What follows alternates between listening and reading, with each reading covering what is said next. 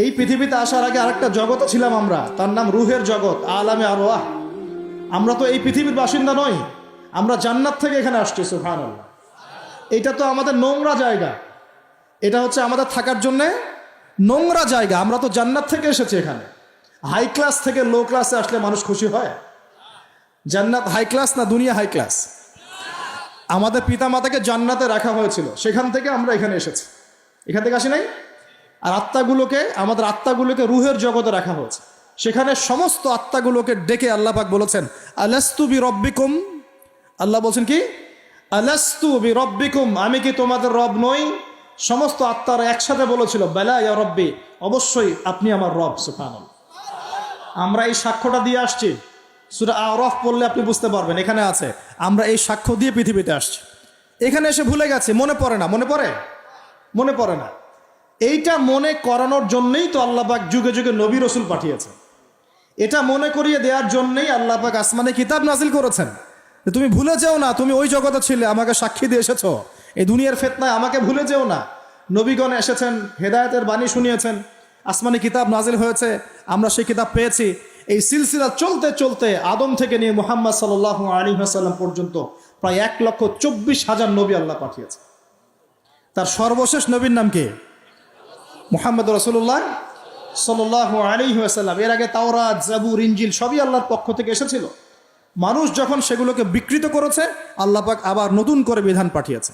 এই সর্বশেষ বিধান কোনটা? আল কোরআন, এবং তার ব্যাখ্যা কি আছে?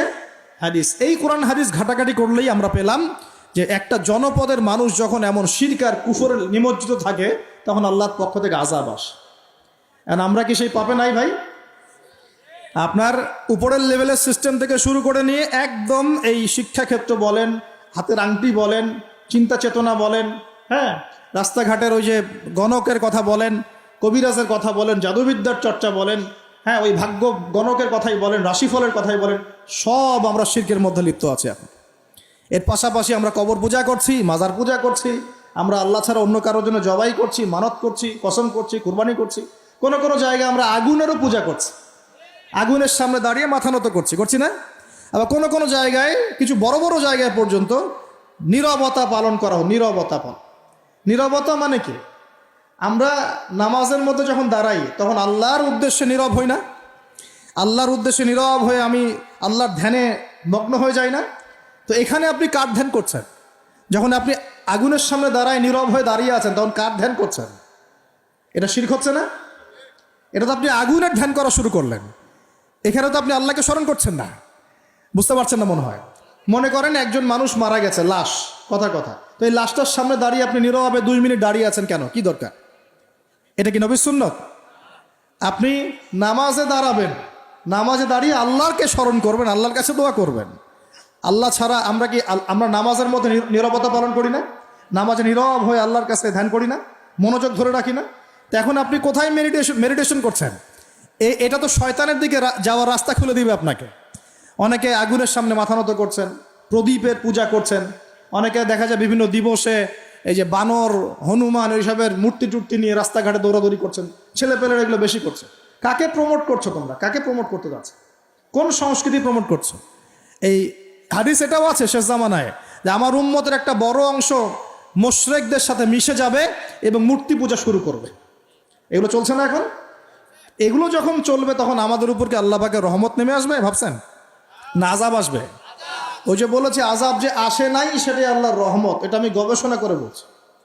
আযাব যে আসে নাই এখন পর্যন্ত, এটাই আল্লাহ পাকের রহমত। তওবা করে ফিরে না আসলে অচিরেই আল্লাহ পাকের আযাব নেমে আসবে ইনশাআল্লাহ। আল্লাহ হেফাজত করুন। তারপরে আমরা শঙ্কিত যে কখন না নেমে আসে। আল্লাহ রাব্বুল আলামিন আমাদেরকে হেফাজত করুন, আমিন। এভাবে প্রতিটা ক্ষেত্রে শিরক চলছে, শিরক আর কুফর।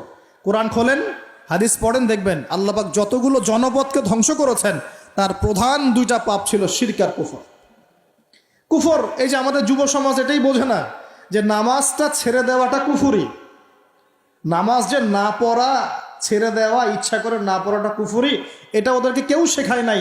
20 বছর পড়াশোনা করেছে বিশ্ববিদ্যালয়ে, স্কুল, কলেজ, বিশ্ববিদ্যালয়ে 20 বছর পড়াশোনা করেছে, কেউ কোনো স্যার ওদেরকে শেখায় নাই যে নামাজ ছেড়ে দিলে কুফরি হয়। এবং এদের সংখ্যা লক্ষ লক্ষ না, মনে হয় কোটি কোটি হবে যুব সমাজ যারা 20-25 বছর পড়াশোনা করে নামাজ যে কুফুর, নামাজ ছেড়ে দেওয়া যে কুফুরি, এটা শিখে নেয়। আর নবীজি বলেছেন মান তারাকা সালাতান মুতাআম্মিদান ফাকাদ কাফারা। যে কোনো মাযহাবের ইমাম সাহেবকে জিজ্ঞাসা করে দেখেন, যে কোনো মাযহাবের আলেমকে জিজ্ঞাসা করে দেখেন, এই হাদিসটা আপনাকে শুনিয়ে দিবে। যে ব্যক্তি ইচ্ছাকৃতভাবে নিজের উপর ফরজ নামাজ ছেড়ে দিল, সে কুফরি করলো। কি করলো? তো এই যুব সমাজকে কে শিখাবে যেটা কুফরি? বহু ছেলে পেলে আমি তো দেখেছি ওয়াজ মাহফিল অ্যারেঞ্জ করা হয়েছে, এশার ওয়াক্ত হয়ে গেছে, সবাই নামাজে দাঁড়িয়েছে, অর্ধেকের বেশি নামাজ বাদ দিয়ে দূরে দাঁড়িয়ে হট্টগোল করছে, হই হুল্লা করছে।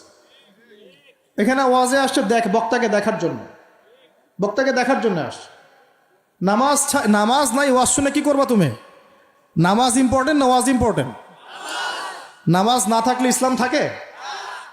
আমি আজকে একটা হাদিস পড়ে আসছি, আস্তে আস্তে পড়তে আসছিলাম এগুলা, যে ইসলামের শেষ জামানায় ইসলামের যে বিষয়গুলো উঠে যাবে, হ্যাঁ, ইসলামের যে বিষয়গুলো উঠে যাবে তার মধ্যে অন্যতম একটা হচ্ছে আল্লাহ পাকের আইন, আল্লাহ পাকের শাসন। উঠে যায় নাই সারা বিশ্ব থেকে? আস্তে আস্তে আস্তে উঠে গেছে না? আচ্ছা, এরপর বাকি থাকবে নামাজ। এরপর বাকি থাকবে কি? নামাজ। ওই নামাজ হবে সর্বশেষ ইসলামের রোকন, যেটা সর্বশেষে উঠে যাবে, নামাজও উঠে যাবে। এখন দেখেন তো সমাজের কত পার্সেন্ট মানুষ নামাজ পড়ে? কত পার্সেন্ট? একটু হিসাব করবেন, খালি মসজিদে ফজরের ওয়াক্তে আর এশার ওয়াক্তে যাওয়া আসা করে বুঝতে পারবেন যে নামাজ কত পার্সেন্ট মানুষ পড়ে, 5 ওয়াক্ত নামাজ কত পার্সেন্ট মানুষ পড়ে। তাহলে এই যে নামাজ যে শেষে উঠে যাবে, তাহলে শেষের সময় আমরা চলে আসছি না? আমরা এখন মানুষকে বিবর্তন শেখাই, অথচ আল্লাহ পাক বলেছেন যে খলাকতু বিয়াদিয়া ইয়া ইবলিস, হে ইবলিস, মা মানাআকা, তোমাকে কে নিষেধ করলো? মা মানাআকা আল্লা তাসজুদা ইয আমারতুক, তোমাকে কে বারণ করলো আদমকে সেজদা করতে, যাকে আমি সৃষ্টি করেছি? খলাকতু বিয়াদাই, আমি যাকে নিজ হাতে সৃষ্টি করেছি। তাহলে আল্লাহ পাক আমাদেরকে কিভাবে সৃষ্টি করেছেন? নিজ হাতে। এটা সম্মানের না? এটা ভালোবাসার না? আল্লাহ পাক অন্য কোনো মাখলুক সৃষ্টির ব্যাপারে বলেন নাই যে আমি অমুক মাখলুকটাকে নিজ হাতে সৃষ্টি করেছি, আসমানকে নিজ হাতে সৃষ্টি করেছি, জমিনকে নিজ হাতে সৃষ্টি করেছি, এমনটা আল্লাহ পাক কোথাও বলেন নাই। আল্লাহ পাক শুধু বলেছেন আদমকে সৃষ্টি করেছি, খলাকতু বিয়াদাই, আমি নিজ হাতে তাকে সৃষ্টি করেছি। সুবহানাল্লাহ। আল্লাহ পাক তাকে সৃষ্টি করে দুনিয়াতে পাঠিয়ে আল্লাহ পাকের খেলাফতের দায়িত্ব দিয়েছেন যে আদম তুমি দুনিয়ায় যাও, দুনিয়ায় নির্দিষ্ট সময় থাকবে, চিরস্থায়ী হতে পারবে না, আমার বিধান আমি নাজিল করব, সেগুলো যদি মেনে চলো এবং তা প্রতিষ্ঠা করো, তাহলে তুমি জমিনে আমার খেলাফতের দায়িত্ব পালন করলা। জমিনে যে আল্লাহ পাকের বিধান মেনে চলে, আল্লাহর বিধান প্রচার প্রসার ঘটায়, প্রতিষ্ঠার চেষ্টা করে, সেই আল্লাহ পাকের খলিফা। আর জমিনে যে ব্যক্তি আল্লাহর বিধান মানে না, আল্লাহর বিধানের পরোয়া করে না এবং এই বিধান দিয়ে বিচার ফয়সালা করে না, সে আল্লাহ পাকের খলিফা নয়। সহজ কথা, সে তখন কার খলিফা? সে তার প্রবৃত্তির দাসত্ব করছে, অথবা শয়তানের পূজা করছে, অথবা নিজের মন গড়া প্রবৃত্তি হাওয়া এর দাসত্ব করছে। আল্লাহ পাক আমাদের সবাইকে আল্লাহ পাকের বিধান মেনে চলার তৌফিক দান করুন। এখন ইবলিসকে আল্লাহ পাক বলছেন কেন তাকে সেজদা করলে না, যাকে আমি নিজ হাতে সৃষ্টি করলাম। তা আমরা বুঝতে পারলাম আল্লাহ পাক আমাদেরকে নিজ হাতে সৃষ্টি করেছেন, আর আমরা এখন বাচ্চাদেরকে শেখাচ্ছি না, এই সৃষ্টির তত্ত্ব ভুল। তোমাদেরকে আগে এইভাবে আগে দাঁড়াতে পারতে না, বাঁকা হয়ে থাকতে, তারপর একটু লম্বা হলে, তারপর আরেকটু লম্বা হলে, তারপর আস্তে আস্তে মানুষ হয়ে গেল। আমরা এগুলো বাচ্চাদেরকে শেখাচ্ছি। কেন শেখাবো? আমার বাচ্চা তো মুসলিম, আমার বাচ্চা তো মুসলিম পরিবারের বাচ্চা, এ কি ইহুদি খ্রিস্টানের সন্তান? ওদের ওই সভ্যতার আল্লাহর সাথে কোনো সম্পর্ক নাই।